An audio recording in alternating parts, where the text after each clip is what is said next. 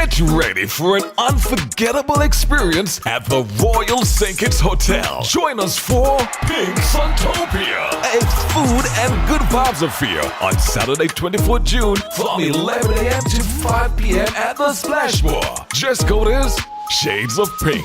General admission is $20 and buffet inclusive is $65. You don't want to miss out on the amazing music from DJ Levi Chen, DJ Collision, DJ Hollywood HP, DJ Terror, Sister Sensia, and EK The Real Ride. Tickets are available at No Rush Bar Port Zante and Royal St. Kitts Hotel. Come and enjoy the vibes with us.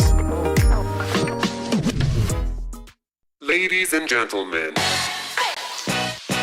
prepare yourselves. Grab your Eagle Ray hard seltzer, because we're about to take a deep dive. Eagle Ray hard seltzer. New depth of refreshment. Eagle Ray hard seltzer. Take a deep dive. Eagle Ray hard seltzer. Lemon, pineapple, passion fruit. Eagle Ray Hard seltzer. Eagle Ray hard seltzer. New depths of refreshment. Get more value for your money when you activate your Digicel Prime Bundle. More choices for what you want at low prices. More talk time on the most reliable network. More any-use data for whatever you're into searching and sharing. And dedicated data for more new apps to stream your music, shows, and live sports. Activate a Digicel Prime Bundle of your choice in the My Digicel app today and save more. Digicel, better connected. Nice to be in orbit.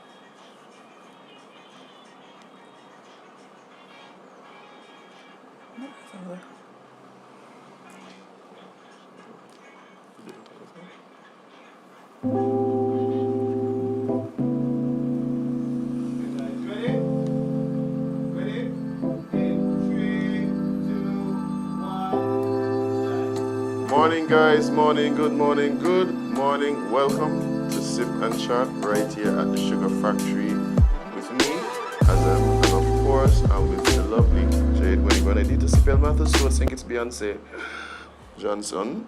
And yeah, we're really looking forward to having a nice conversation with each other and with you guys, the sippers. And this morning, if you are logging in for the first time, welcome. If you've been here with us for quite some time, welcome back. And of course, shout out to the King Club and the Kingsters. But Jade, good morning to you. Morning. You good now? What's been going on? How are you doing? It's been a long week and it's only Wednesday. It's been a long week and it's today Tuesday? Today's Wednesday, friend. Today's Wednesday, wow. Yeah. Seems like it's been a short week for you. No, it's just the week just been, the days just kind of been going haywire. Yeah. Well, you know, that happens when the world is in shambles. There's some days when you want to forget. Yeah, some days you want to forget dropping in there now and again, and yeah. I think we are currently experiencing lots of those days. Yeah. I'm not sure we get into some conversation, but before we get into too heavy for conversation, tell me about your weekend. I haven't seen you since like Friday. Well, it was okay. I actually just went to Tropics and had some fun, you know. Had a great time. There was no incidents or anything at the event. So all in all, it was a success. Spent my time in my house on Sunday, Monday, Tuesday. I've not been out the house. Yeah, outside kind of It sounded like it was just recovering. No, that wasn't even recovery because I was rearing to go on Monday, forgetting that Sir here was traveling. And then on Tuesday was just terrible. So, you know, it wasn't a recovery period, man. It was just more of a, oh, this is a terrible time. It's a terrible time. Yeah, well, I've had a rough couple of days. My weekend, it was interesting. Actually, I traveled to St. Martin to do their fish day. And How was that? the event was good. It was work-wise, it was a lot of work. And getting stuff up and ready and stuff like that. It was quite intense. You know, sometimes you do these events and it's a lot to manage.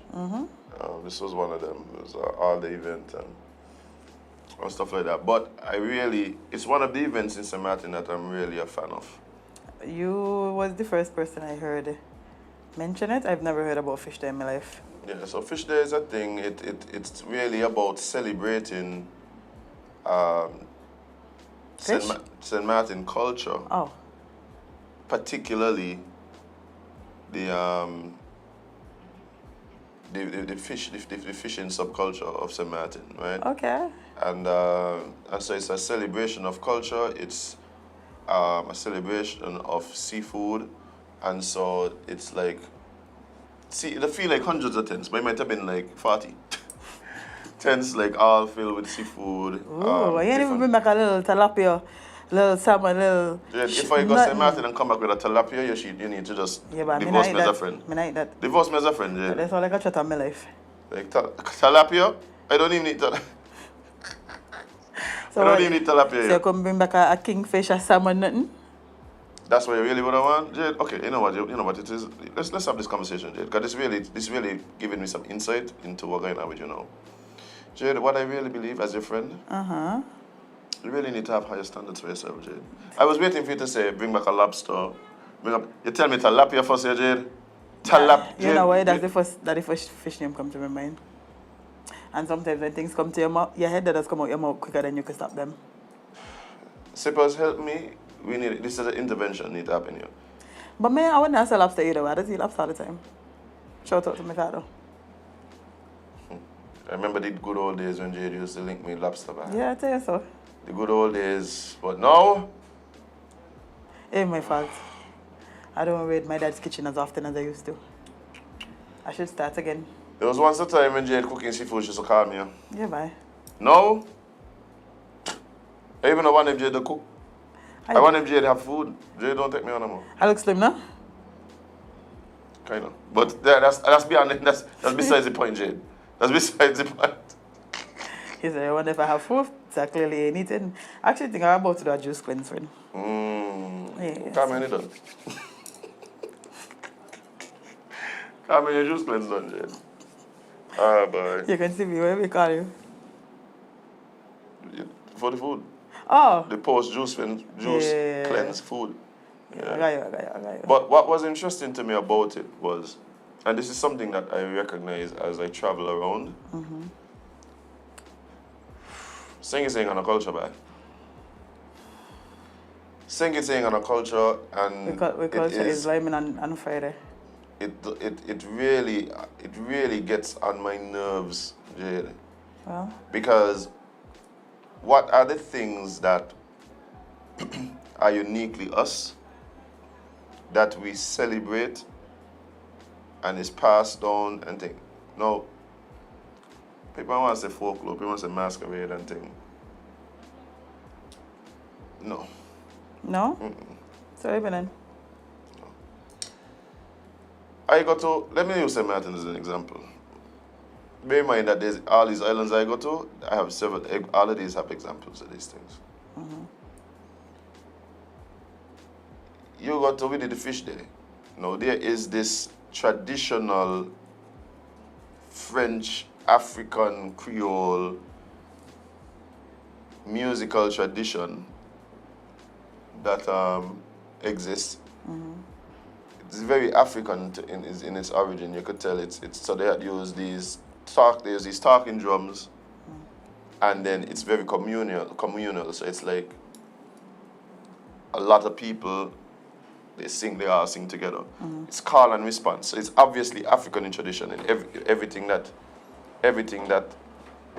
we know of like African traditional singing is represented in this. It's done in French, something that is practiced and carried on. So you could see from small children to the older people, and there's the African dances that happen like and that's how they started the celebrations. We just start with the national anthem. But, oh my God. So Jade, now I'm looking at this and it's like, it's one thing for it to be happening and that's good. What really made me feel good, the world really might be coming to an end, Jade. Ah, yes, The world Lord. really might be coming to an end. I know y'all could hear that, so we just ignore it. But Yeah. anyway. So there is this thing happening on stage, and the drums are going, the people are singing, the lead guy is singing, the ladies are dancing, big flowy dresses, like it's this whole thing. And what I found interesting was just how engaged the crowd was. So it's not just to say, well, oh, it's happening and it's cultural, so we do it because like there's this little group that does do it and we're doing this thing, so call them to perform. No, it's literally people looking forward to it, people familiar with the songs. They got like big tunes, like so when they do certain songs, like people know like this is a big tune, right? And people singing along and thing, and they say like, so I start asking questions because we don't have anything like that here, right? We don't have that tradition. You would have maybe something similar to like maybe like a whole Tegramante would have some They of those celebrate like elements. 50 years this weekend, right? Yeah, they actually have a huge I think that on that was on the weekend. Yeah.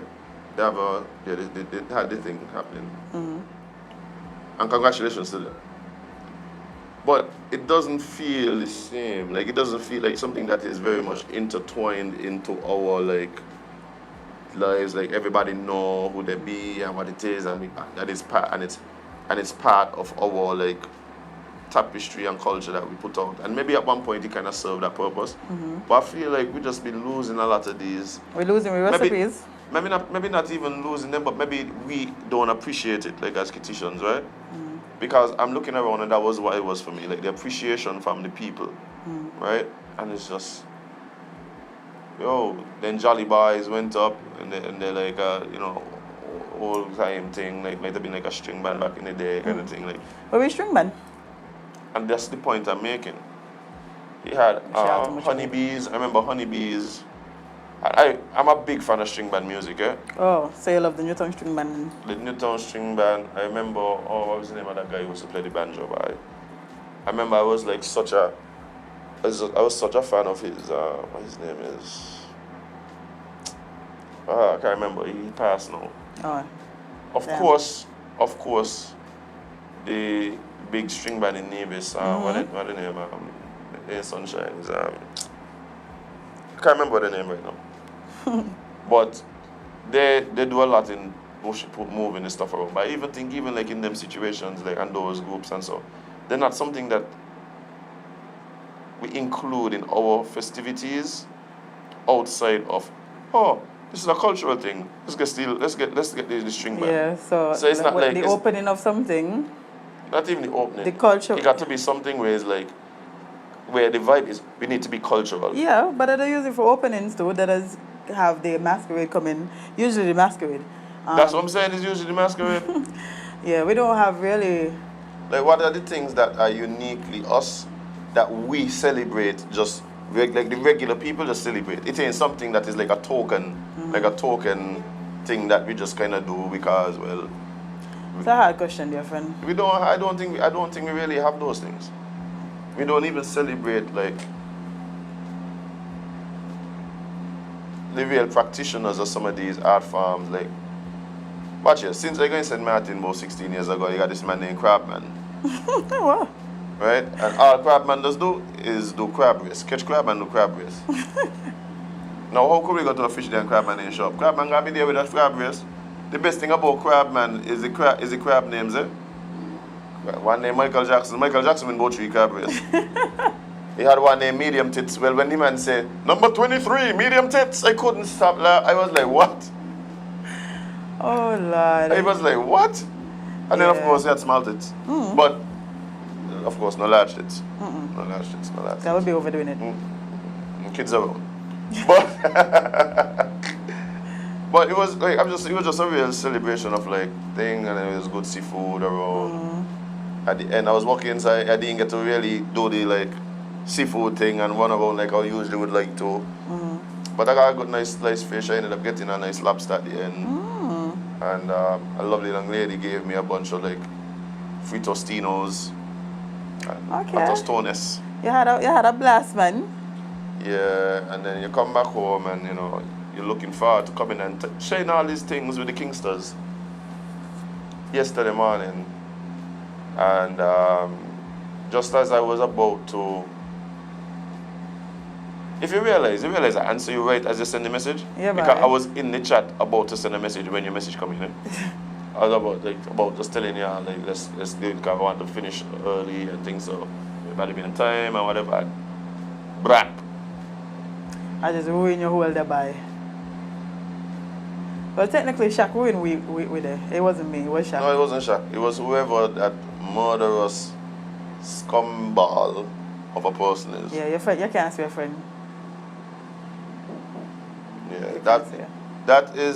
that is what really ruined the day Yeah. for me. Yesterday morning was literally unbelievable. Yeah. So it's it firstly, let me say this, right? Let me say rest in peace to OJ, right? Rest in peace to OJ. And of course, let us move with let me just like ask God to cover, right? Sorry, I'm here for Mother Becky. To ask God to cover the hold on guys, we actually have a very special guest walking into the studio right now. So Jade went to play hostess. I'm back. Welcome. Yes, yes. So, like I was saying, I was want to really wish that God covers the families just in peace and love and whatever it is they need at this time, because I wouldn't even know. And you know, those are for my sympathies to friends, family, loved ones, to the deceased. And we now know that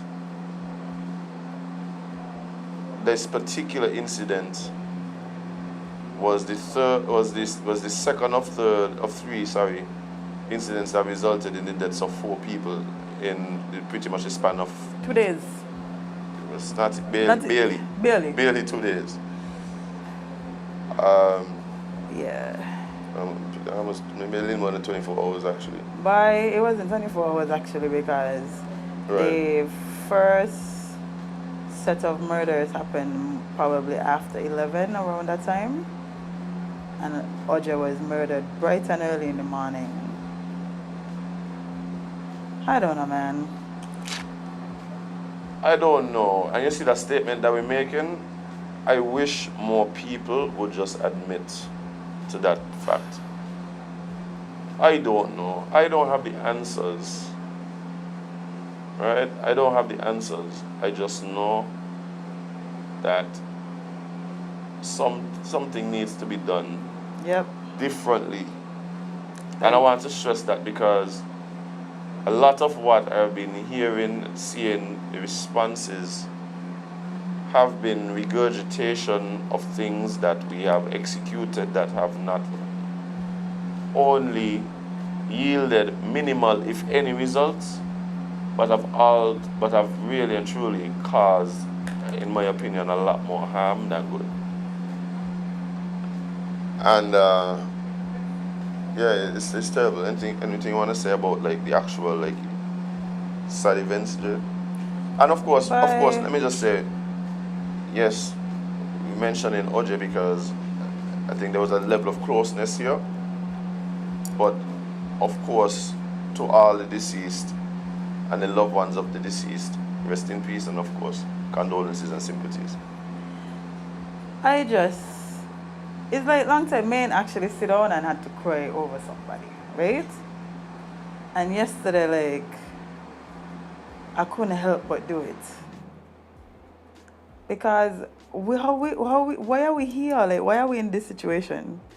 How is it that we at our 25th, 26th murder? How we get here? And then people arguing and saying all kind of insensitive things instead of just sitting down and realizing nobody exempt from what's happening. I feel like y'all used to say this, oh, let them kill themselves or it's them against. It's not. Clearly, anybody is capable of dying at the hands of somebody with a gun. Anybody. I'll go even deeper, Jade.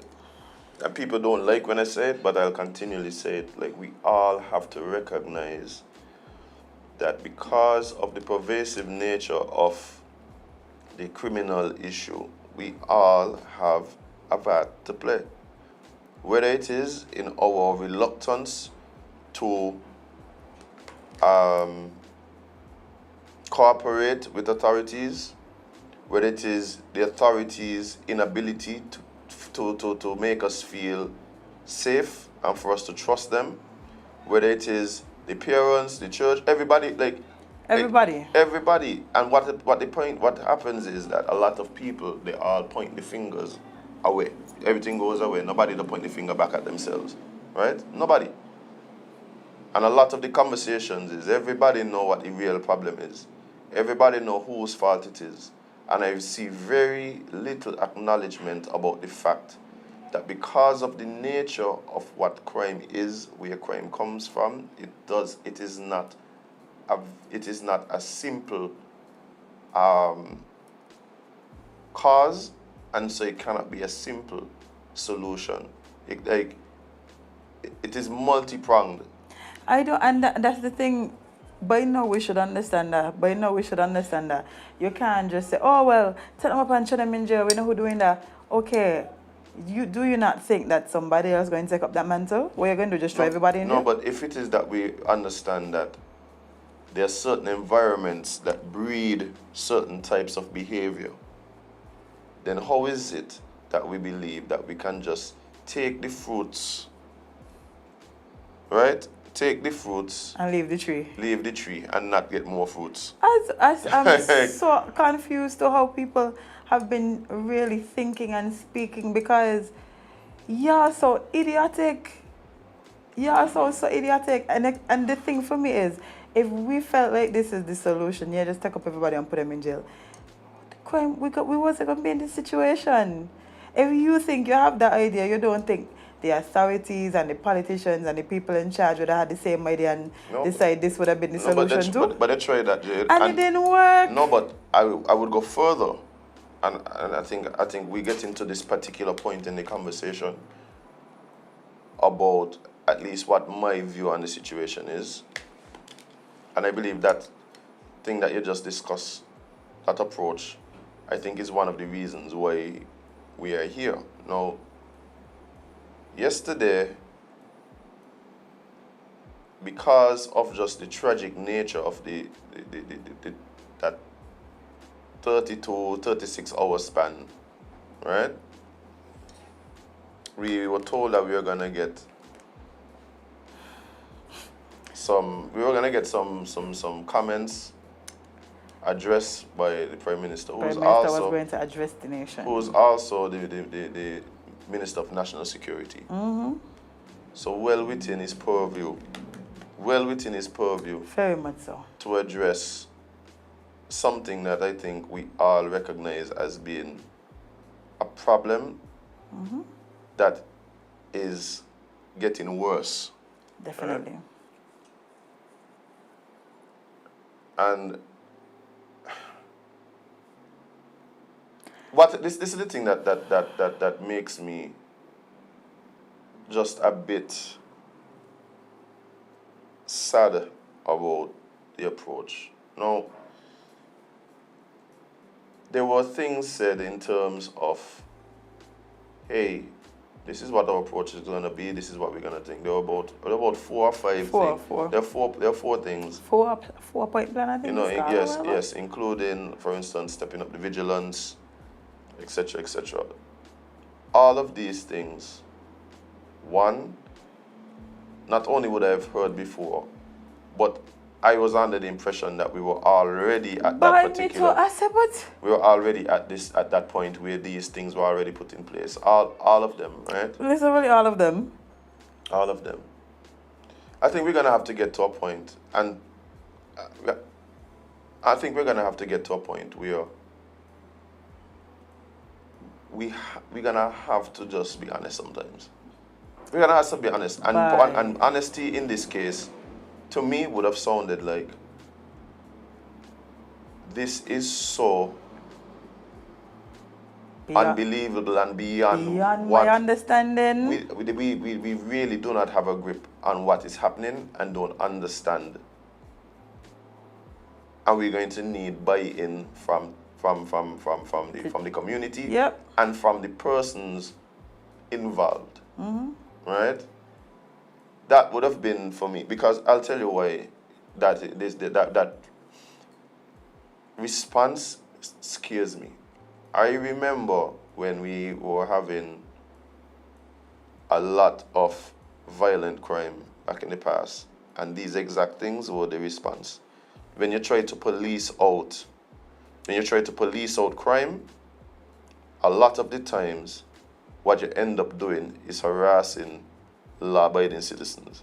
I remember when we had this so-called task force, I remember when we had RSS here and all these kind of things, I couldn't go nowhere, and I was getting pulled over sometimes 2 times a week, 3 times a week, Jade. Long gun in my face. Jade, you're trying to come to work, you're in a line.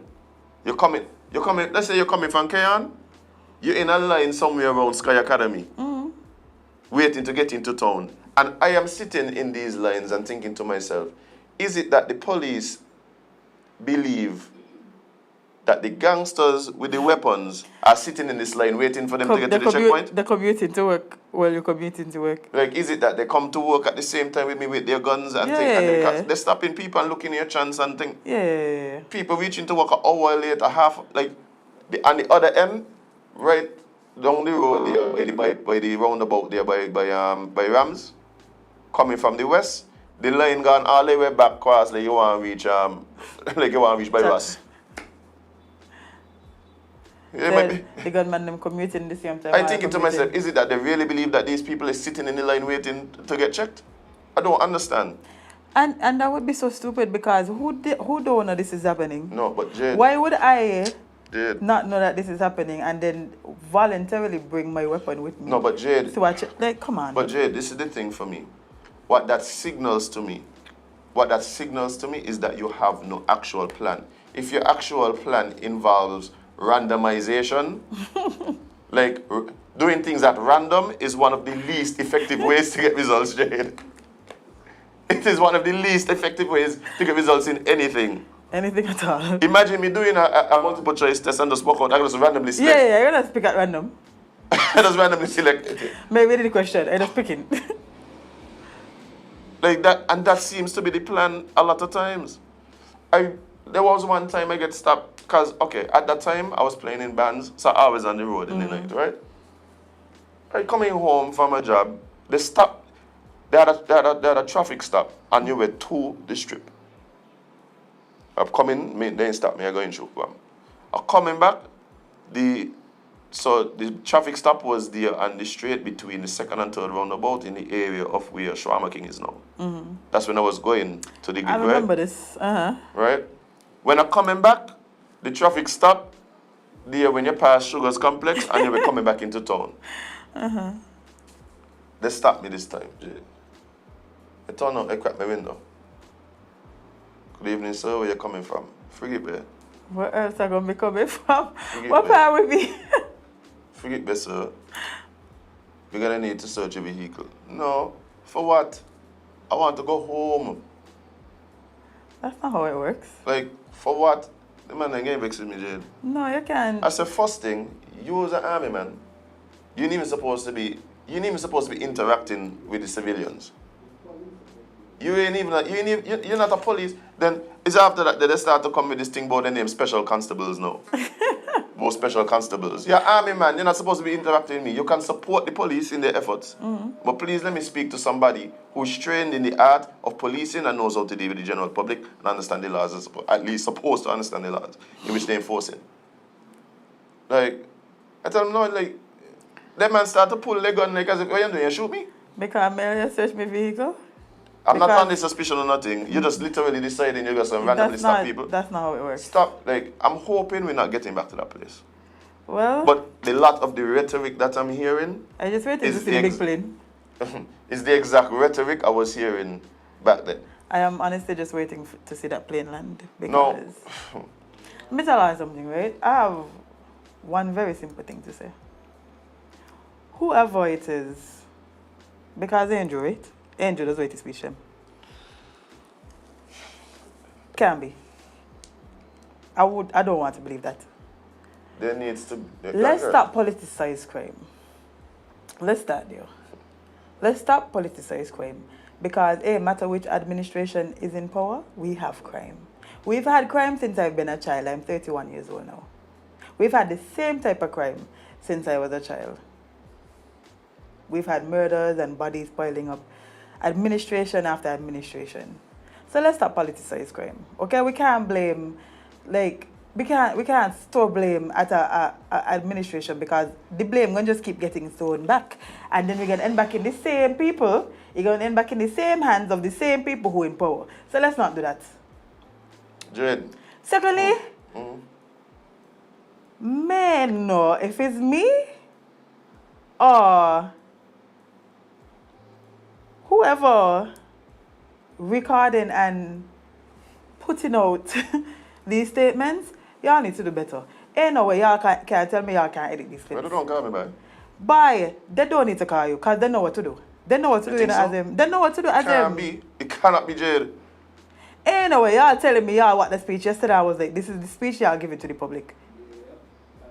Watch it, right? And thought that would go over well with the public. I am trying to figure out who was holding the Prime Minister hostage yesterday. It looked like everything you doing, sir. Who in here? I was wondering who it is in here. What y'all really doing, bro? What y'all really doing for But you? it was so distracting. The thing about it was so distracting. Yeah, like, because... I couldn't unsee it. Like, I'm looking at it, I'm thinking to myself, but who this man watching? Like, who happening in this room? And is a pre-recorded... They could have just literally ain't had to give us that. Yeah, it wasn't live. As in, it was not live. It's not like we here live, like me and you right now. So if we make a mistake, we just make a mistake. Y'all could have do it over. Why are y'all so sloppy, bro? Man. This is a very serious issue, you know, a very, very serious issue. People are literally dying one after the other. No, let me tell you something. I can tell you one of the things.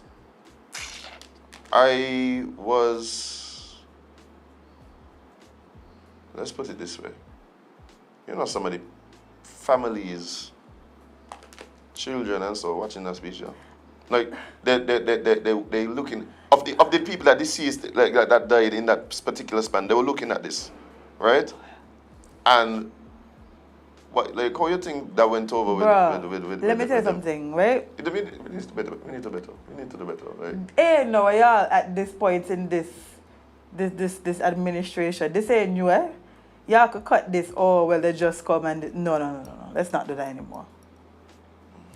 This ain't a new thing. From the beginning of this administration, right? We've had crime that has been getting worse and worse and worse. We're at our 25th, 26th murder now? Yeah, something like that. So this ain't a new thing. This ain't a like, okay, well, we just start and we're figuring it out. We're way past that. And again, crime ain't new. So it ain't like this crime just starts to happen when this administration come in. So we supposed to be at a point where we recognize the importance and seriousness and the delicacy of this situation. Y'all can't keep doing this. Y'all can't keep doing this. And people cannot keep making no excuse. Like, I know y'all stand supporters, die hard, no matter what it is. Okay, cool, but y'all also a citizen of this country. And y'all also affected by what's happening. Well, that's part of the thing that I wanted to speak about, Jade, because, yes, I also agree that, like, there were some areas, apart from the content of the speech, like the way it was presented, I think that And then I that was left a lot. an hour and a half late for a pre-recorded speech. But Yeah. But one of the things to use, the first thing you said was stop politicizing crime. And I don't think it's just even the politicians that do that. I think we as a population is have everybody are talking about it now? we have a serious problem with that. Like, it got to a point while I was waiting for the speech to start, I was logged on to one of the platforms. YouTube, no? I could tell you it's YouTube. Yeah, YouTube, and you're there waiting. You're I waiting. just don't have that there because I don't know what wrong with I everybody. couldn't tell, like, from the arguments that are happening, you could tell the people who are just staunch supporters of anything called Labour, and then there are the people who are the staunch critics of anything called Labour, and the two sets just making no sense. Yeah, just the comments looking. The abusing the Prime Minister like he's the Prime Minister going out and killing people, ridiculous. They're coming now and saying like as if there is nothing that the administration could do to help the situation. Nonsense. Who ain't blaming? Oh, they're blaming Tim. They're blaming Tim. They're blaming Byron Messiah. How Byron killing people? They're blaming. Hey, I was like, why y'all doing this? We're not getting anywhere. This is why we're stuck going through the same things year after year, administration after administration. Because look at the responses. Yeah, we're not getting any better. Jade, okay, well let's do this. Let's do this. What, like, we talking about and we criticizing and whatever. Do you have any thoughts on our way forward, or things are like just how you see like what's happening? Like what you think? By the only way this is gonna stop is if the people who doing it stop, you know. Okay, cool. So let me like I agree, right? No. Again, I do not claim to have all the answers. This is far beyond me by. My contribution to these conversations is simply laying out my thoughts with the hopes that people way more familiar with these situations, trained, smarter, all these things, could perhaps add it to what they have, add to it, and perhaps you could get to something that actually works, right? Mm-hmm. Now, in any environment, you have methods and means of control. Mm-hmm. In the schools, you have the principal and the teacher, right? At home, you have parents or guardians. Right? Even in the administration, you have things in place that are set to keep the system itself running, right? Of course, you have what you call the mean, and you have variance and deviation from the mean, but up to a certain point, you have a tolerance for that. And so the idea is that the mechanisms in place will be able to bring things back to whatever the mean is and the expectation is. Now, that don't mean the expectation is always great. I use the example of government. I think there are a lot of things that are built into our system that props up the system in ways that I wish the system would not be propped up in, right? But the system supports itself, and there's mechanisms that are in place to ensure that it continues to run in the way that it was designed to run, right? The same thing is in the streets, Jade. The streets has its own, that's its own system. It functions differently to what we as, what we might say regular citizens or whatever you want, however you want to classify We're us. on the outside. It has its own mechanisms, it has its own things in place. Now, we might not like that, but to deny that reality is ridiculous.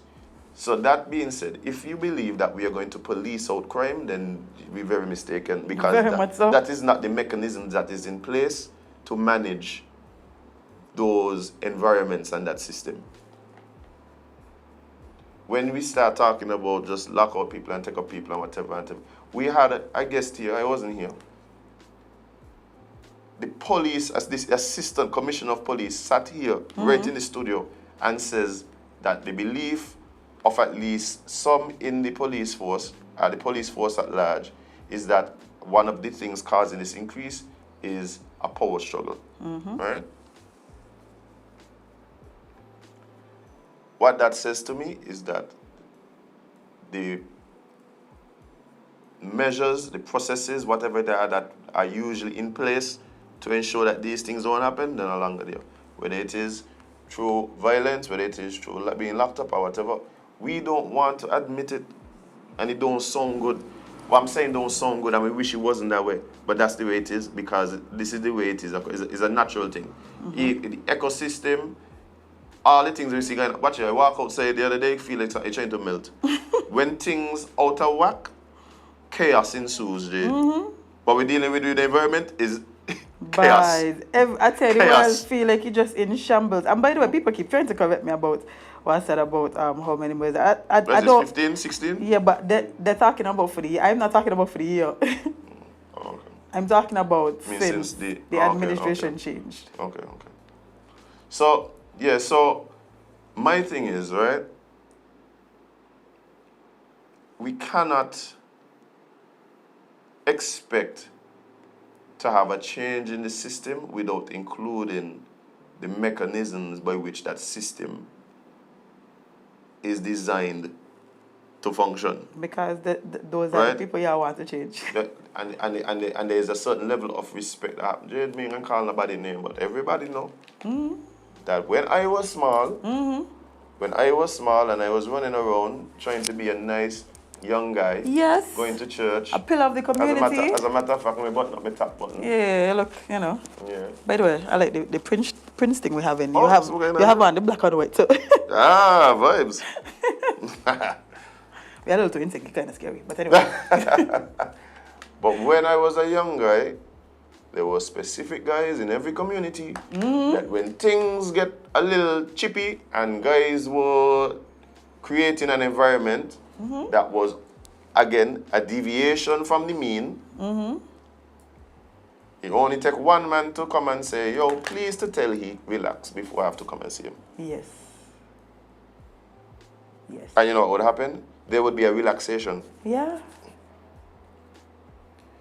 If we do not admit to ourselves that the solution for what is happening must include the people that are most involved in these situations, then we're fooling ourselves. Because how else We're fooling it's ourselves. going to change? Again, I don't think y'all recognize if all of the ways and the means and the solutions y'all think y'all came up with for the past couple of years were the solutions to stop crime, we wouldn't be having this type of crime. We wouldn't be having it because the problem, based on your solutions, based on how y'all feel like this works, it would have been solved.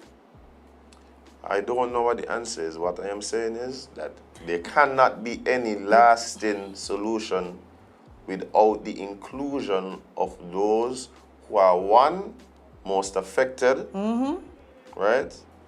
And two, those who are most involved. And three, most importantly, those who are most respected within that particular environment. It will not, you cannot police away crime. You know why? Policing is not by nature a proactive endeavor. It is a reactive endeavor. Right? Policing is one of those things that what happens when things deviate away from the mean. Look at any high crime society, Jade. Look at Mexico, right? You know, when things get real tense, when the Mexican government decide they're no longer cooperating with the cartel bosses here, that when things get real tense here. That's okay, You no know why? problem. Because whether or not we want to admit it, they have built themselves up into something, right, that has a certain level of power and control within that particular system and environment. And to ignore that, I think you're setting up yourself for, like I say, for chaos. I think a lot of the times too, we feel like the people who we place in positions to fight crime, I feel like we think they're like the Avengers, like the superhuman or something. Like, just like how you have some innate fear of people in society and in the communities who do certain things, how you think that us feel? You think because they put on the uniform and they have a licensed firearm and they put in this position now, all their fears, all their worries and all of these things disappear. So they go out, they're just grabbing men and the man them just listening. No. That's not how it works. And we've seen this time and time again. But you know why we feel that way? Because that's the impression they give. Well, that's the impression they give. Look, okay, I'll give it to you this. I'll simplify what I'm saying. I'll simplify it.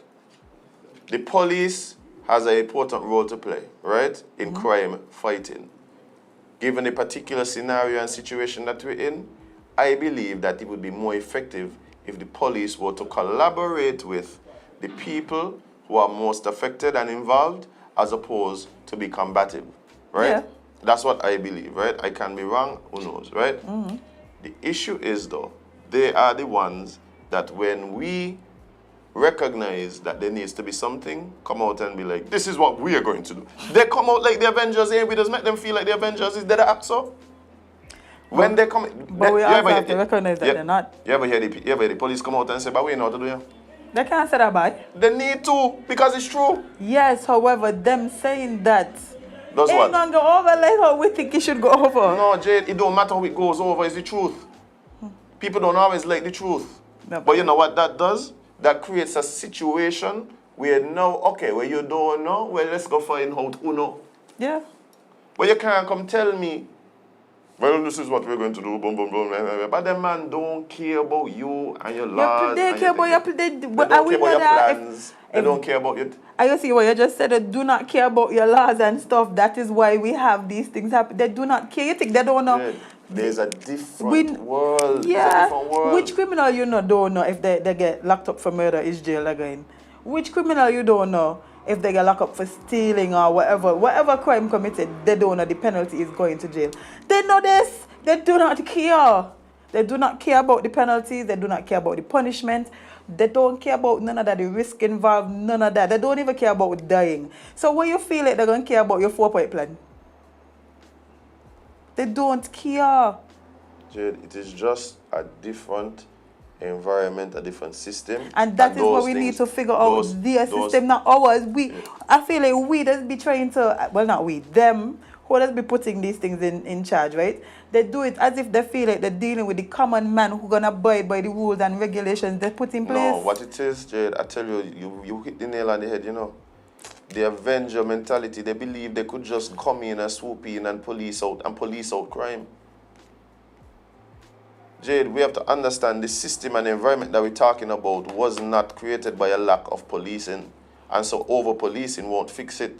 When we start talking about, it's not a coincidence that the hotbed of crime is synonymous with places low economic standing, high rates of unemployment, subpar housing. It is not a coincidence, Jade. The murders them ain't happening over half Mumbai. It's not a coincidence. So we can't believe that all of a sudden we can just police away the crime. The police have their role to play. And it is because important. because we empower them with certain responsibilities and things. But how do they use that power in the most responsible way to get and part of it might be again systems. It might just be a matter that their goal is different from our goal. Maybe we are talking about stopping crime, but their goal is to lock up people. Maybe that's why it is here. Maybe that's why it is. Maybe if there's no crime, maybe we gonna need for the police force. So maybe the idea is to stop the crime. The idea is to punish those who commit crime. Sure. And that's maybe that's really where the disconnect comes. maybe that's where the disconnect comes. The fact that, yeah, we look into the police because most of what I would have heard yesterday in regards to the response has to do with mobilizing the police in a particular way. Yeah, they have a whole press conference, Charlie. Right. And again, part of it for me is, hey, it seems as though you all looking to lock up people. We ain't necessarily want to lock up people now. We want the crime stop. And we don't believe that you could just lock up crime. No, you can't lock up crime, man. That's the problem right there. You cannot lock up crime. So maybe there's a disconnect. There's a disconnect happening there.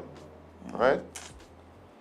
But let me tell you something, like, until we recognize that this thing affects all of us, I forget when the word was going around, saying this is the murder capital of the world. Yeah? Murder capital. Come like I forget like how that affected simple things like this thing with a car. What do they call it? Tourism. Huh. I forget about that now.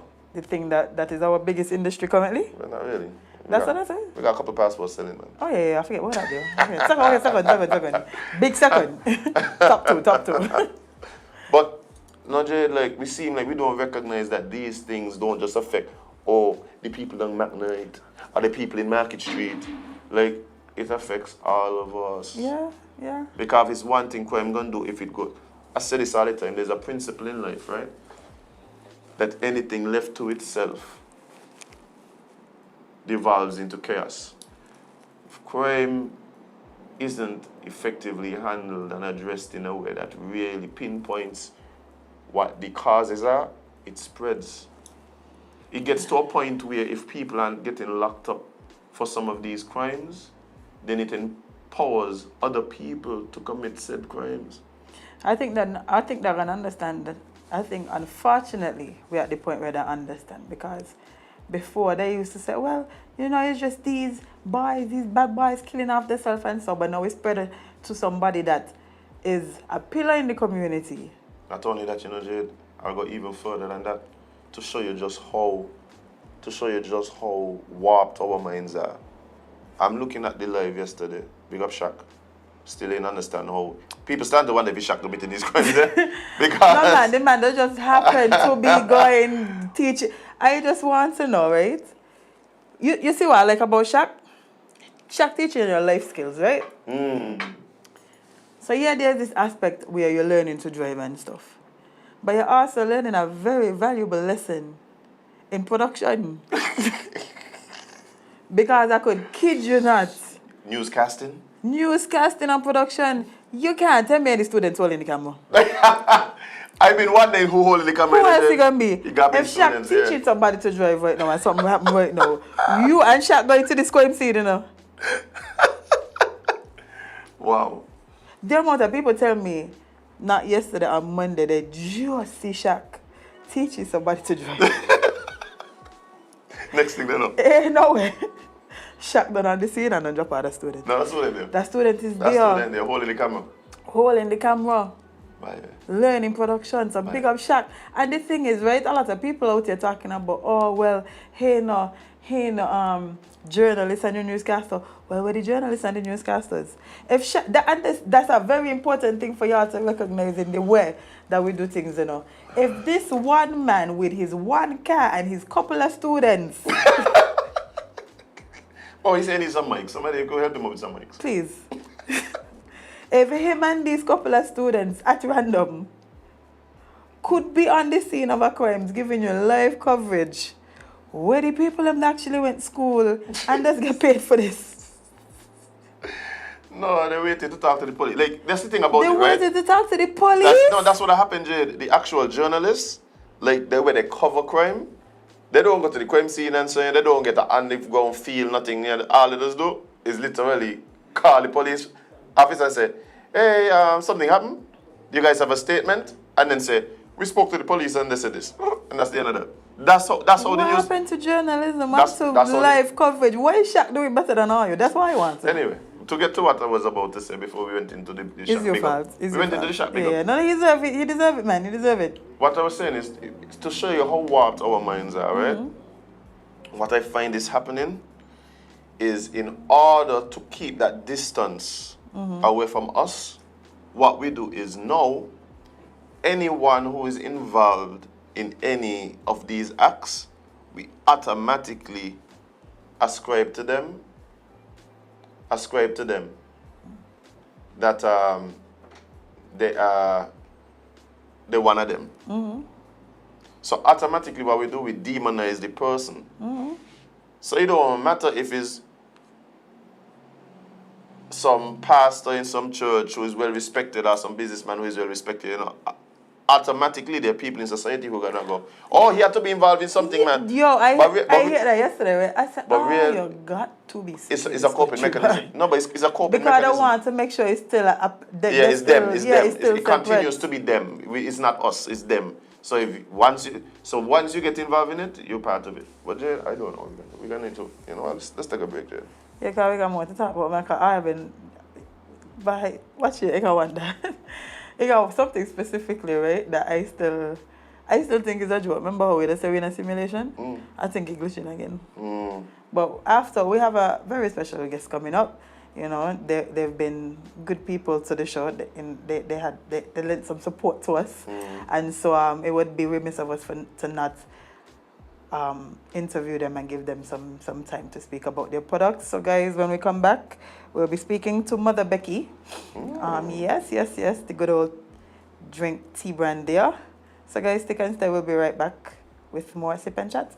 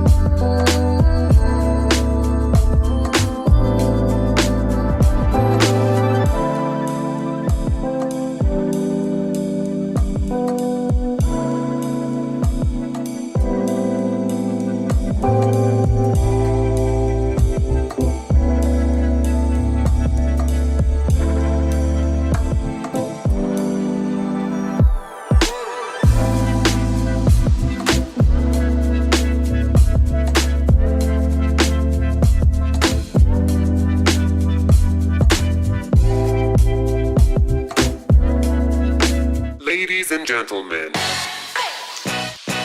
prepare yourselves. Grab your Eagle Ray hard seltzer, because we're about to take a deep dive. Eagle Ray hard seltzer. New depth of refreshment. Eagle Ray hard seltzer. Take a deep dive. Eagle Ray hard seltzer. Lemon, pineapple, passion fruit. Eagle Ray Hard seltzer. Eagle Ray hard seltzer. New depths of refreshment. Get more value for your money when you activate your Digicel Prime bundle. More choices for what you want at low prices. More talk time on the most reliable network. More any-use data for whatever you're into searching and sharing. And dedicated data for more new apps to stream your music, shows, and live sports. Activate a Digicel Prime bundle of your choice in the My Digicel app today and save more. Digicel, better connected.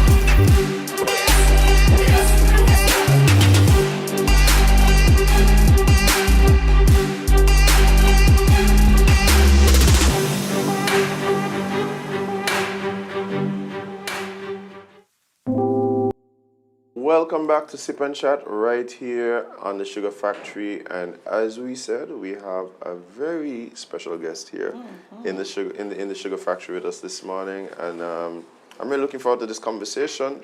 We have Sarah from Mother Becky Teas. Sarah, how are you doing? I'm doing really well. Thank you for having me this morning. It was our pleasure. Of course. And as Jade said before we went to the break, this is actually a very special conversation with us because Mother Becky has been a really big supporter of what it is that we're doing here at the Sugar Factory. And so before we even get into it, we just want to say thank you guys so much. Thank you guys so much for really coming on board and believing in us very early, You're all right, very with what it is that we're doing here. But we're here to talk about some teas.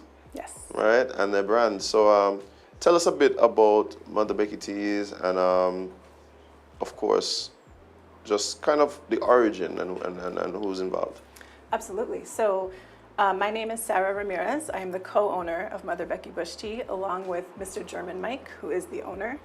And Mother Becky is actually his great-grandmother. So we named the company in homage to her. And so she is where all of the knowledge of herbalism and what bush does what and what tastes best and what combinations are good comes from. So German pulls all of that knowledge. Both he and I are scientists, so we came at it with a very like science mind, but also we both had experiences where we realized that the tradition of bush tea in St. Kitts. So I first came to work in St. Kitts in 2007. Okay. And then I moved full-time in early 2017. And I have worked in conservation and sustainability, and I saw, from a tourism standpoint, I felt like what I was seeing was not representative of St. Kitts. It was like a lot of things made in China that someone had written St. Kitts on, you know. Right. And we both experienced like young persons that obviously did not know, like German experienced a little girl brush up against lemongrass, and then she kind of stopped and went back and sniffed it, and he said, "You don't know lemongrass?" And she said, "It's grass, but it smells like lemon." And he was like, "Yes, that is lemongrass. It's good for fever." And so we took the knowledge that his great-grandmother, Mother Becky, like provided him with, and then so what you see here this is like our innovation on that. So we started with loose leaf tea because that was the easiest thing to do, Right. and then we spoke to the domestic market, and everyone said we want tea bags because everyone have tea bush in their backyard. Right. It's just whether you're going to put the effort into collecting it, Right. like brewing it every morning. So what we offer there is convenience. So we buy from local growers, we grow some ourselves, and we buy from farmers. Right. We visit their farm and talk to them, so we make sure that they're growing without spraying anything. So it's being grown organically. Right. We can't afford to get the USDA organic stamp yet, but it is actually organic, it's locally grown. And so we then did tea bags, and then we wanted to innovate. And you know, we saw Lipton and Arizona iced tea and so coming in, and we said, well, why not do that with the ingredients that are growing here? Right. So that's what we did with these, with our quenchers. Well, I am just like very much less excited about the fact that this is us, right? Like this is a brand that is us. It comes from here. It uses the knowledge that was cultivated here, and then of course we have persons who are from here who are involved in it at the highest levels, right?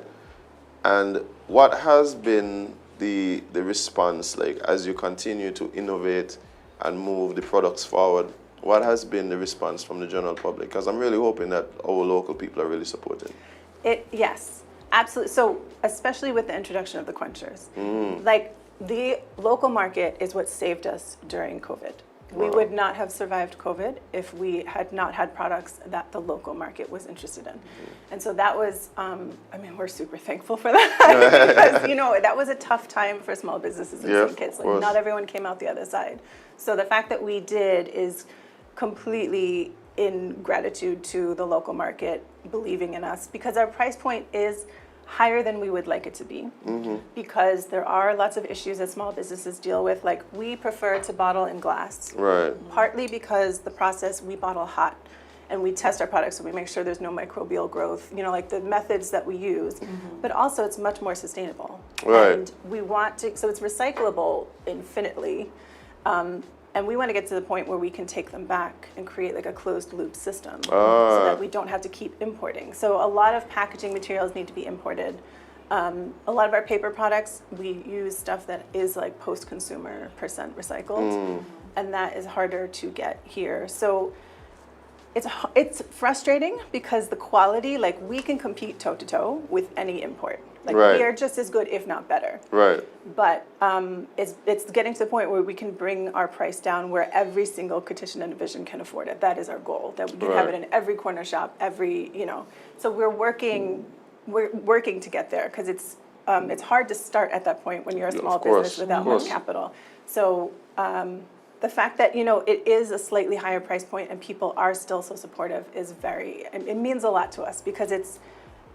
Neither of us saw ourselves going into tea business at all. It was just something that kind of happened, and we both are really passionate about it. And it's like a labor of love at this point because it has not been easy. Well, small business isn't easy, just in general terms. And then one of the things that I find very interesting about what you guys are doing is I find we do have a bit of an agricultural culture here, right?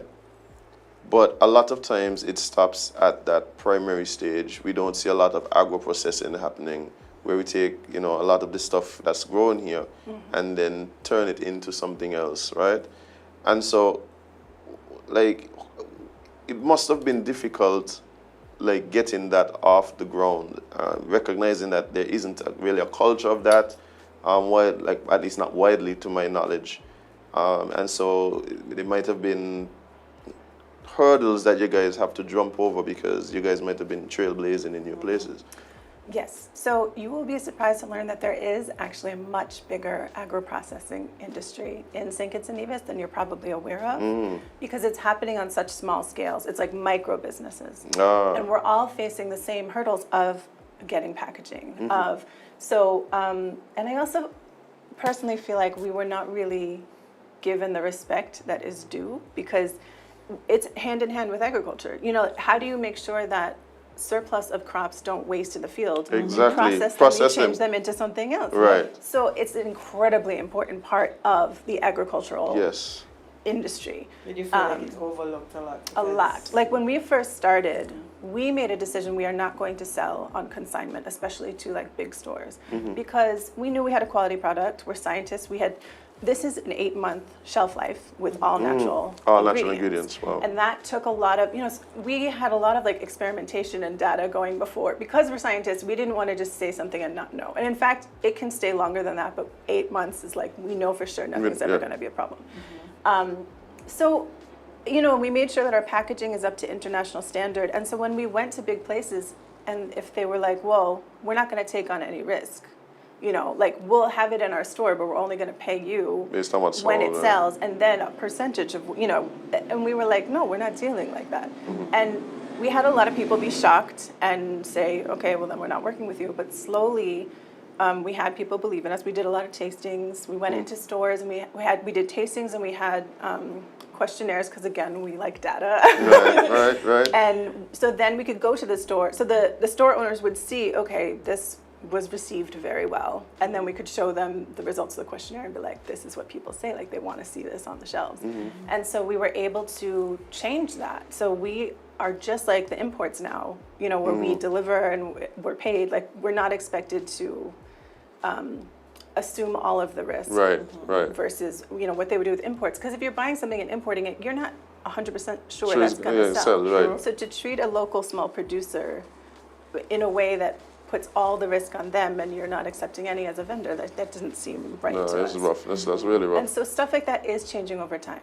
I was just at a meeting with a bunch of agro-processors. We're also part of a cooperative, an agro-processing cooperative. Okay. So we're doing our part to really, there's a lot of people who are making really great things that unfortunately are just not being seen by the public. And so I do think that there's now a trend starting where we're getting more recognition as agro-processors. So how do we as like consumers, and I think if you really ask most people, would you buy local as opposed to something import? I think overwhelmingly the answer would be yes.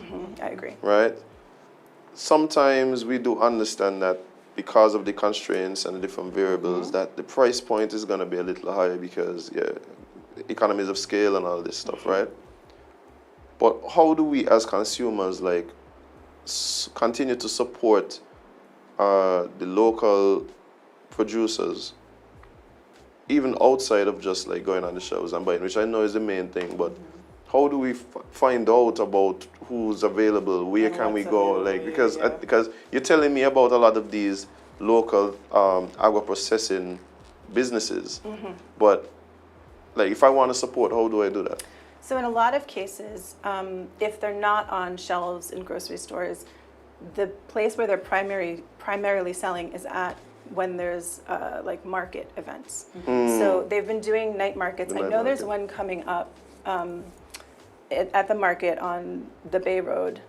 I don't know the exact date, so you would have to keep an eye out for it. Right. Or if there's like the agro strip that happens once a year, which is an event separate from Agriculture Open Day, where like all of the agro processors, all of the cooperatives go and sell their wares. And so then you would see, okay, here's a jam that I really like, whatever. You'll meet, usually the producer is actually there selling it themselves. You can get contact information and then you can WhatsApp and get it directly from them. So I think in terms of getting to see what's out there and who's selling, making sure that you attend all of those local events is a really big way of seeing people. And also simple things like when you're in the grocery store, asking the manager, like, oh, what are your local products here? Right. Or, you know, like things like that. Because if they get asked that question, they probably only have to get asked 3 times a day, and it's going to put the seed in the seed in their mind, like, oh, we need to focus. We need to focus on consumer-driven like things where the local products are. There is a market for it. You're right. I think people would prefer to have local products. I just think it's making the connection between having it available to them. And now that you've said that, like, I believe that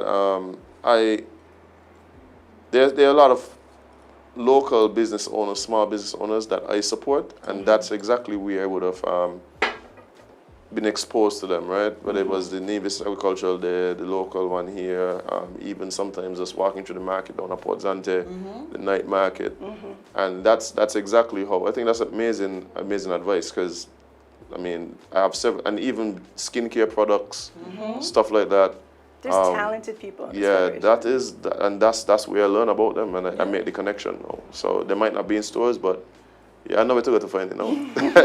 And then once you know about them, you know, like their social media, follow their social media. Every once in a while, maybe post something to your story so that your friends who aren't aware of them become aware of them. Little things that cost you nothing can make such a big difference in the world of like a micro and small business owner.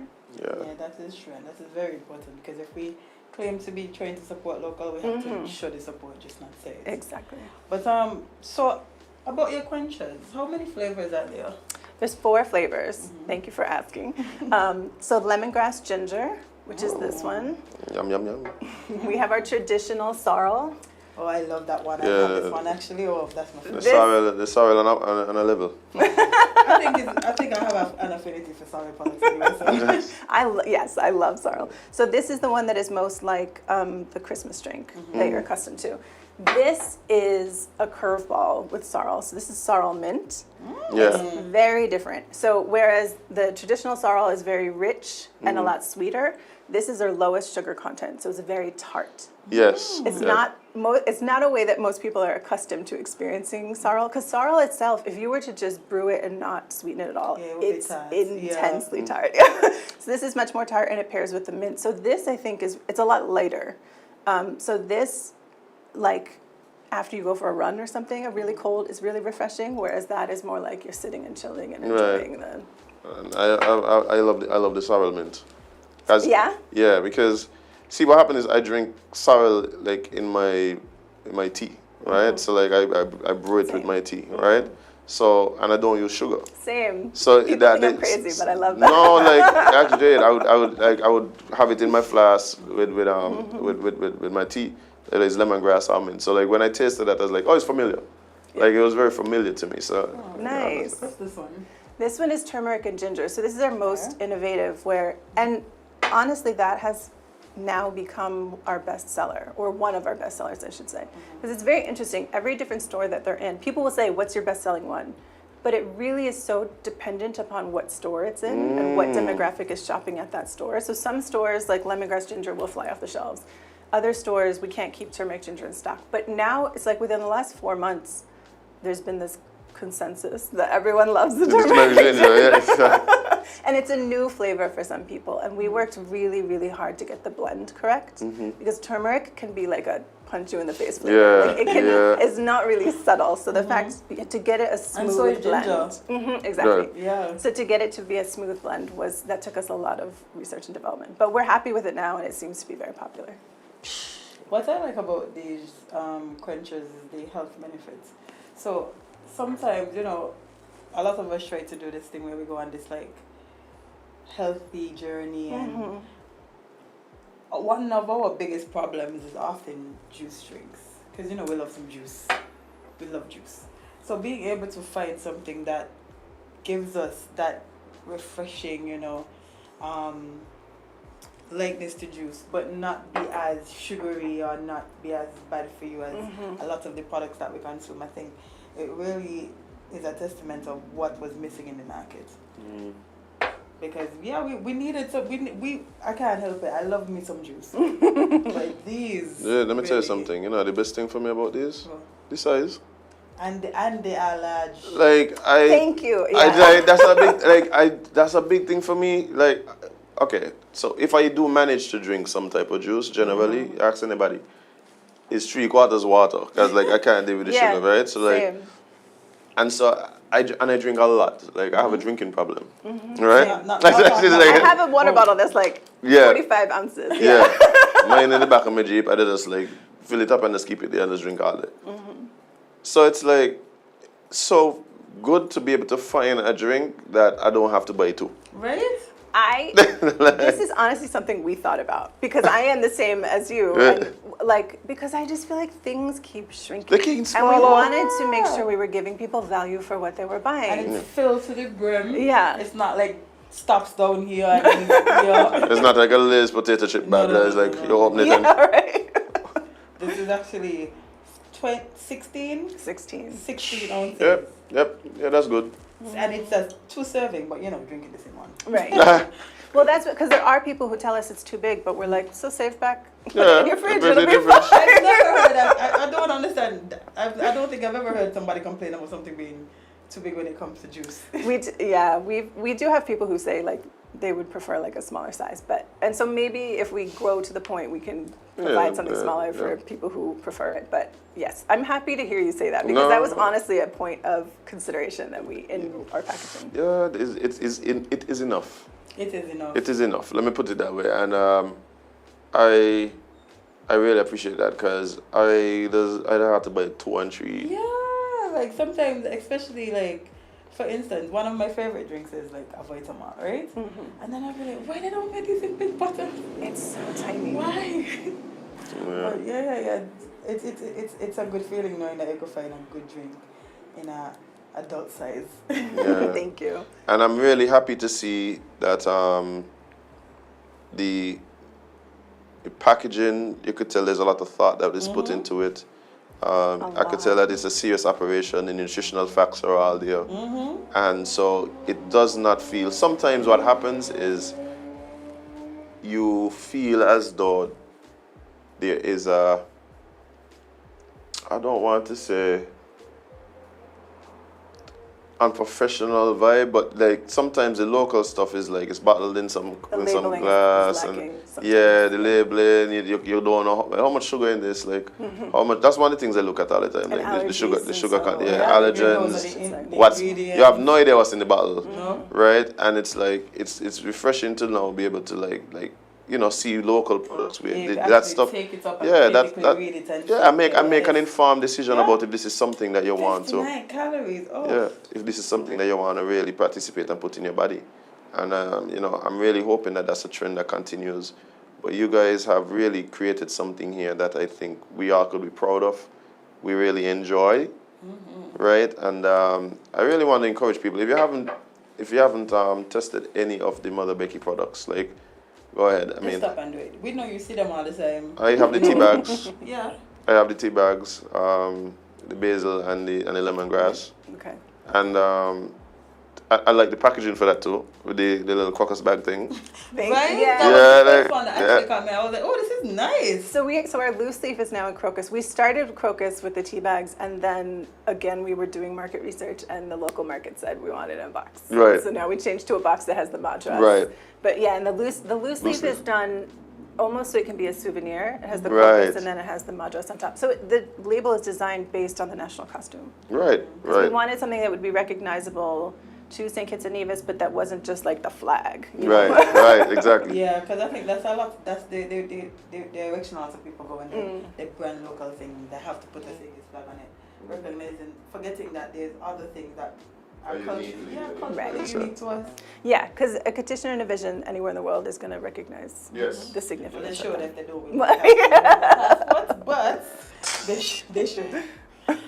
Yeah, but you guys have really, like I said, created something here that it's us, right? And it's something that we could be proud of, and most importantly, it tastes good. Just go. Oh my Thank you. God! It tastes good. It's ridiculous how good it is.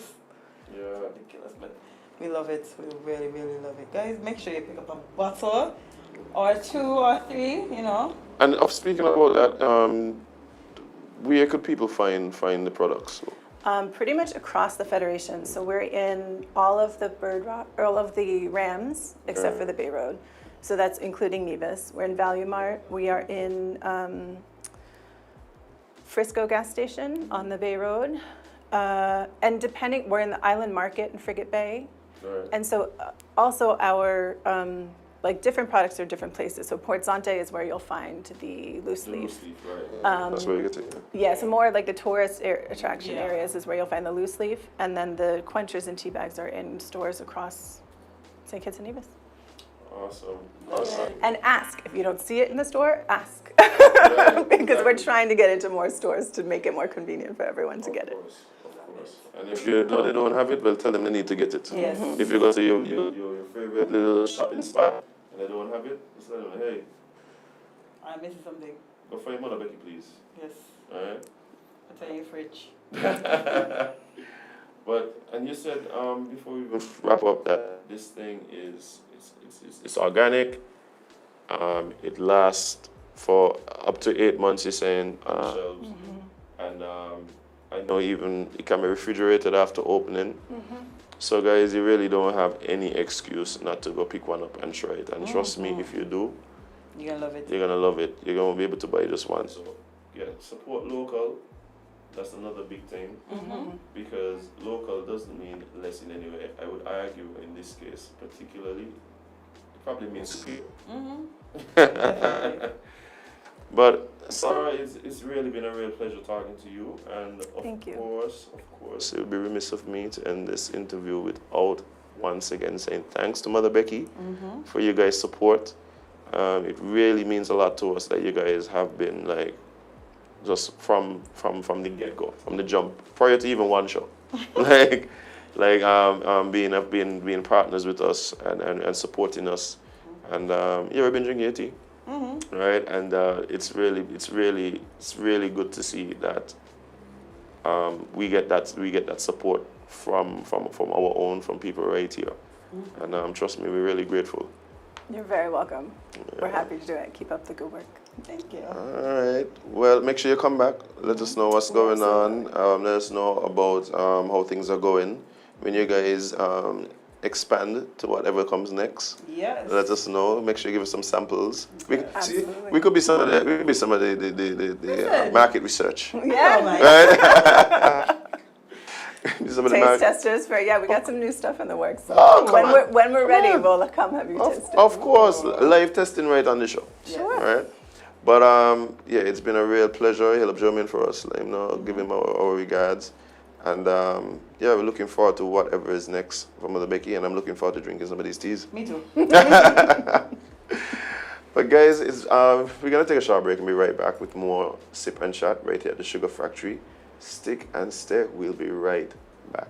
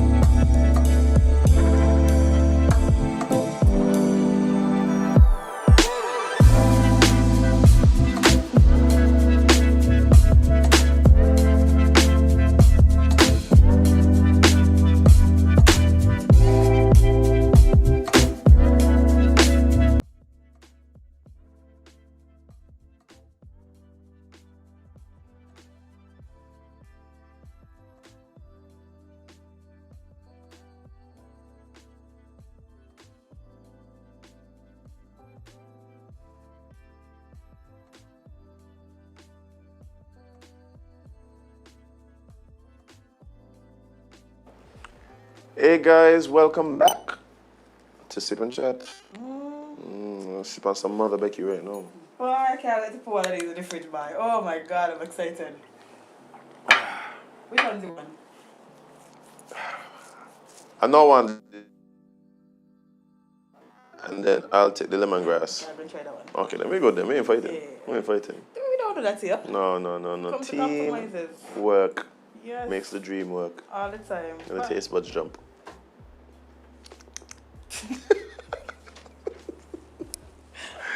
Alright then.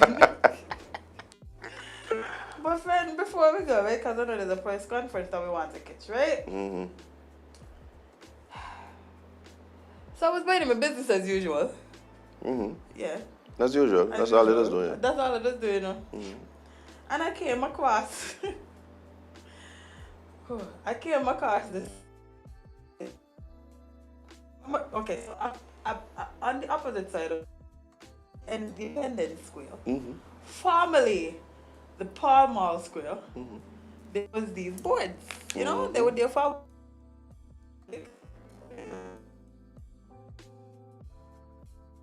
There's a sign now that has been erected and reads Pall Mall Center Commercial Complex. Now, that's nice that y'all trying to put things in basket, you know, maybe try to fix up the place a little bit, you know, I need a little facelift. We need some spaces for businesses and so, right? What I'm confused about, like thoroughly confused, is why we decided that the best name to call this structure is the farm and the slave name of the Independence Square.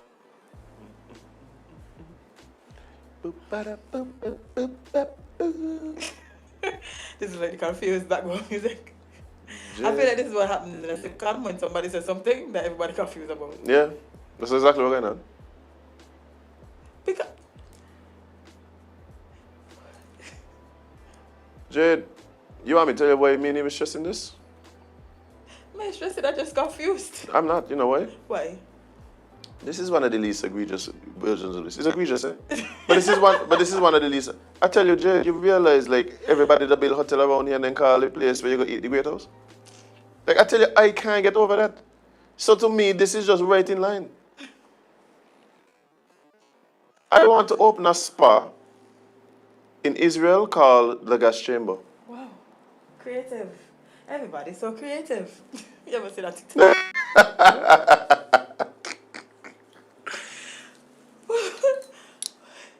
You want to tell me there was nothing else?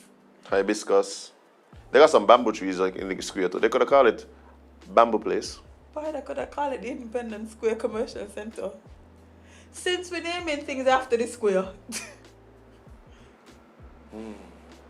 Yeah, I think it just kind of harkens back to a tough time. Something that it's obviously that we as a nation been trying to move away from, because we actually changed the name from Pall Mall Square. And that's the thing.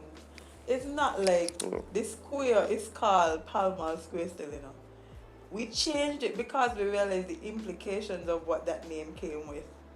Yeah. What was happening at this point? You decide, you know what? Oh, not there. It's what it is. You know? I don't know who owns it. I don't know who decided. You know, let me put this down on paper. I don't know who decided we're going to prove this to God. It's a prank. Yeah, April done, friend. April done. And it's still up. Oh, boy. Miscalculations all around, eh? Bye. Think it's full of miscalculations lately. I just don't know what is happening. I said when I wake up, I literally tell some yesterday after the Prime Minister's press conference that we're in a simulation. I've been telling you, we jump off the timeline that we were supposed to be on. Because a lot of things was happening, and every time you're just scratching your head like, these things real? Tomorrow, I'm like currently awake. Tomorrow we're gonna just come in here and just keep doing this. I don't know what's happening.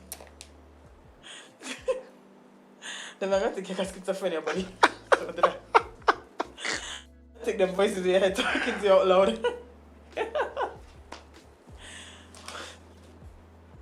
couldn't understand what going on. Pre-recorded it? Pre-record twice, and then even one. They do the same thing to Marsha. Marsha, yeah. They Marsha bad with that one there. Yeah. Marsha make a mistake. What she do? She laugh, right? Yeah, I think she mispronounced the word and chuckle there. And you know, she ain't laughing after. Yeah, of course not. Yeah. I felt there was a genuine, it was a genuine feeling to what she was saying. Yeah. Drew, that's another thing. Drew need to work on his bedside manner. Man, You need to work on his bedside manner. like. People has on me when I was cooking him for his for one of them. No, it was.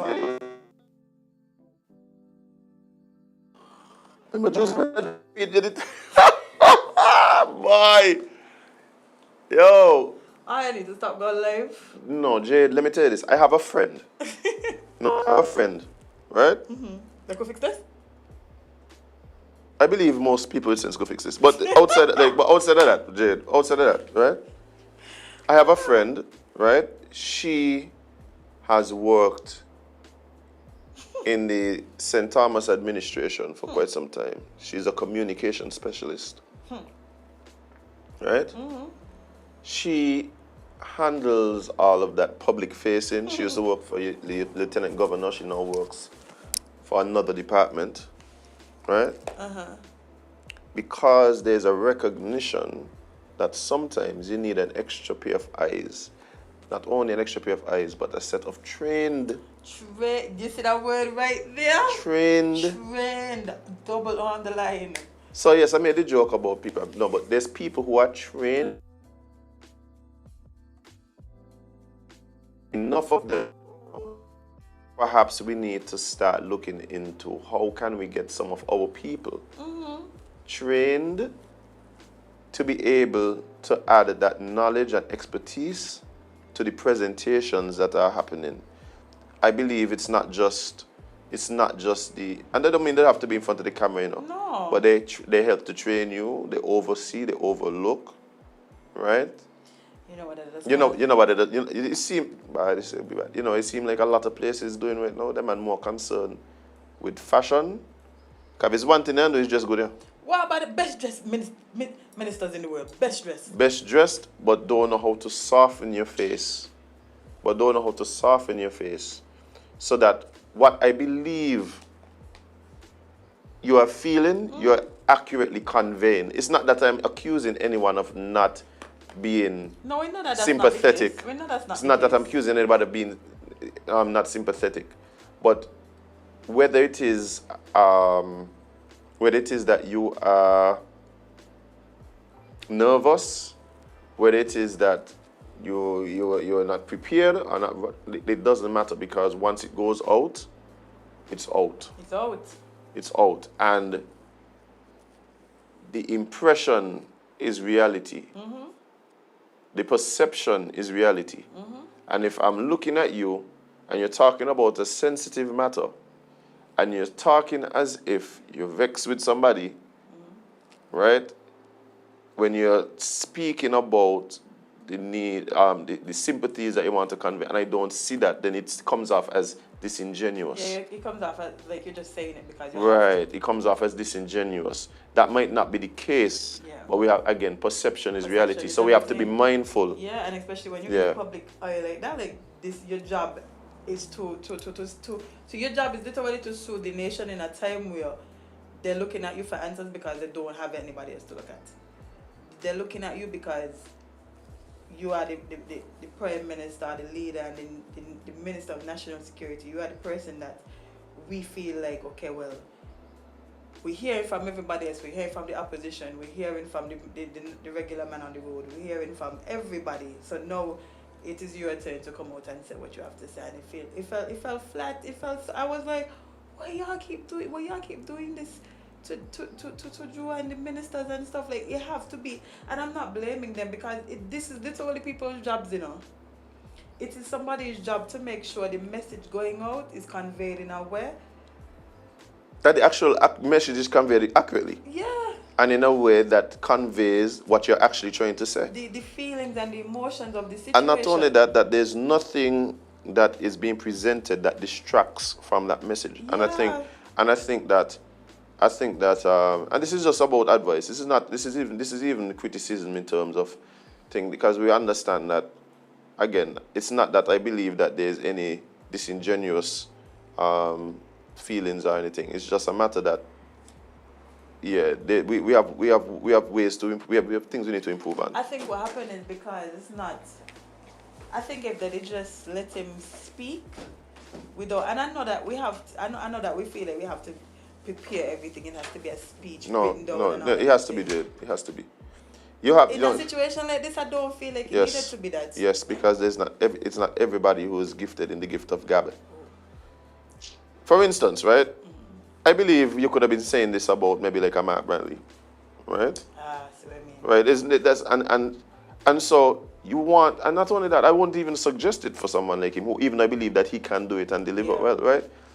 But I think it's important to be measured in your response, to be accurate in your response, right? To be meaningful in your response.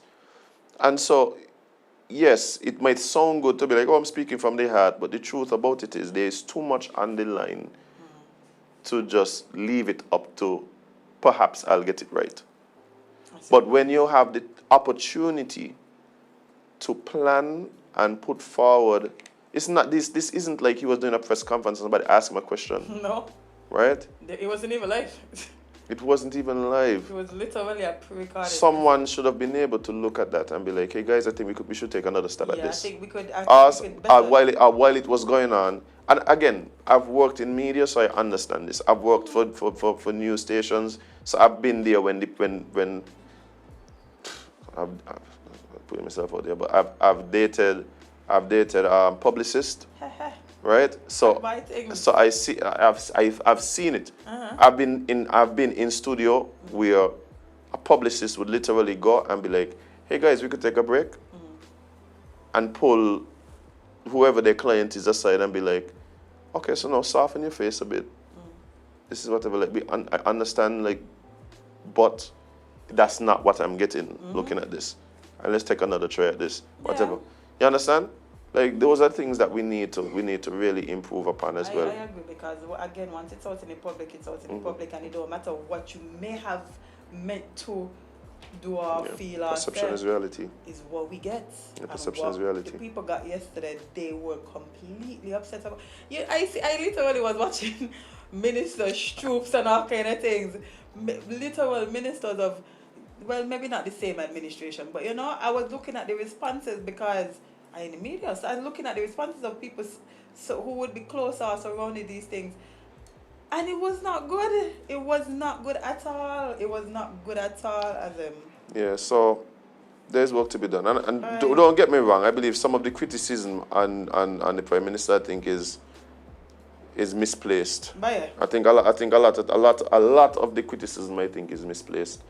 But I think there's ways and means that we all can improve. We all have things that we need to do better on, and I think that there might have been a bit of a miscalculation with the presentation yesterday. And hoping. I just hope the commissioner over here doing a better job.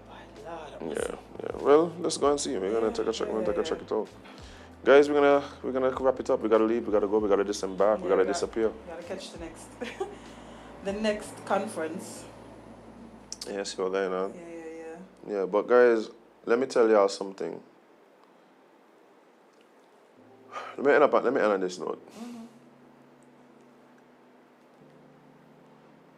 For the last few years, when I'm leaving my friends, whether it is we are hanging out, whether it is I'm dropping out Jade or one of the Kingsters or something,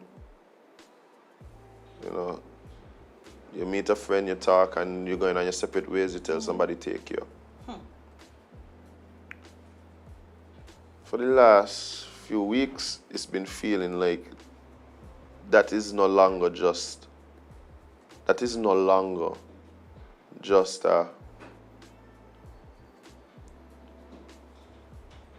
just a salutation, something you add on.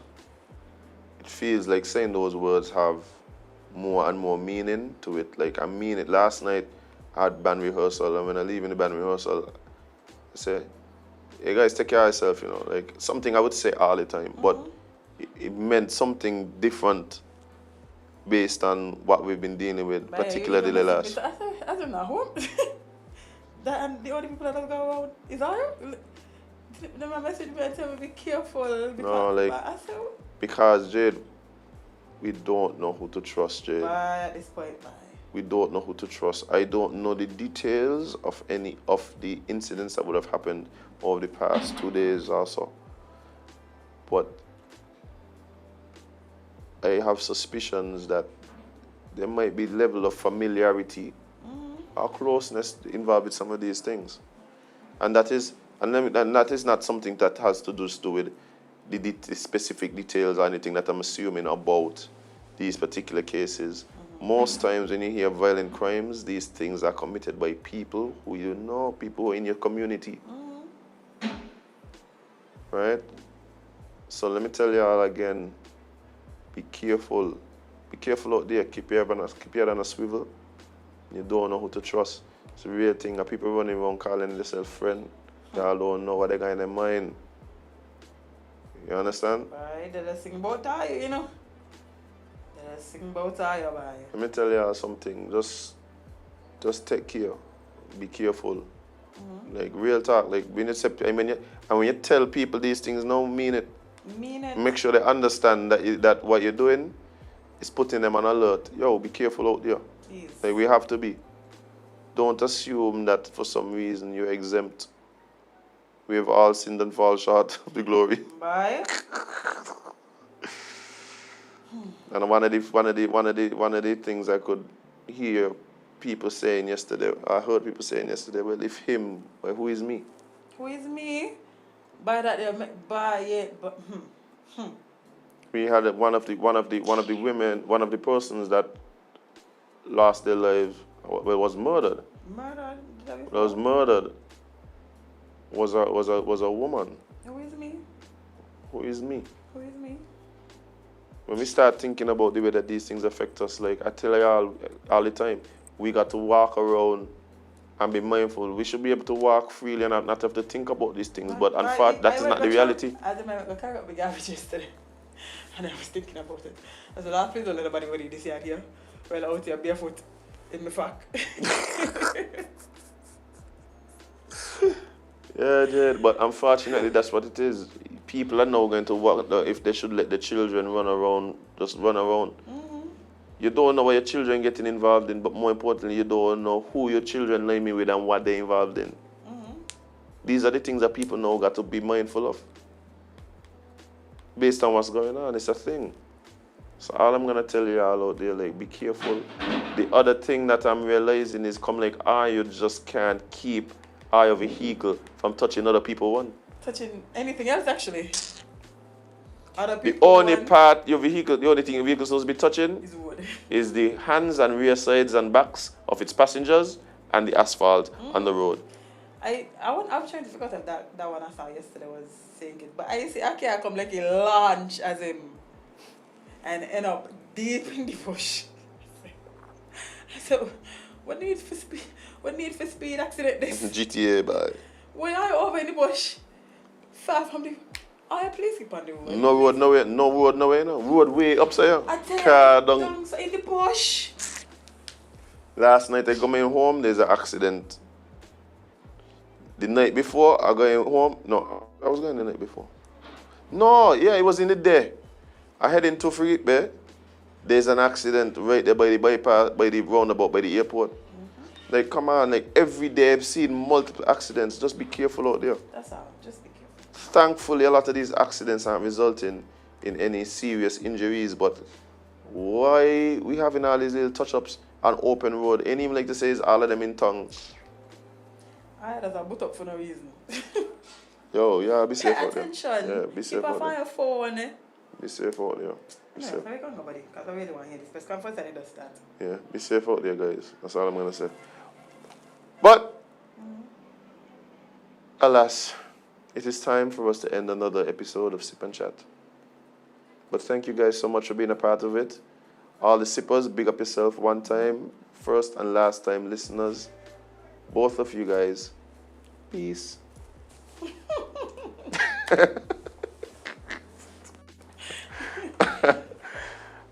But guys, it's been a real pleasure being able to come here talk to you guys and knowing that release some stress, Yeah, some thoughts and feelings. and knowing that you're all out there too. I talked to so many people yesterday. But anyway, but yes, guys, it's a lot happening, but you know, hopefully we can be a little bit of an escape for you guys. Yeah. Make sure you share, like, follow, subscribe, comment, like, post. Support us the way you guys have been supporting us, because we're continually grateful as you guys continue to support. And yeah, guys, please remember, spend more time living than I'm posting it. Spend more time living by. Spend more time living. Boom, bam. Word. Bars. That's some great advice. Yeah, man. And of course, guys, remember, you can't be everybody's cup of tea because you is not a mug. Stay safe out there.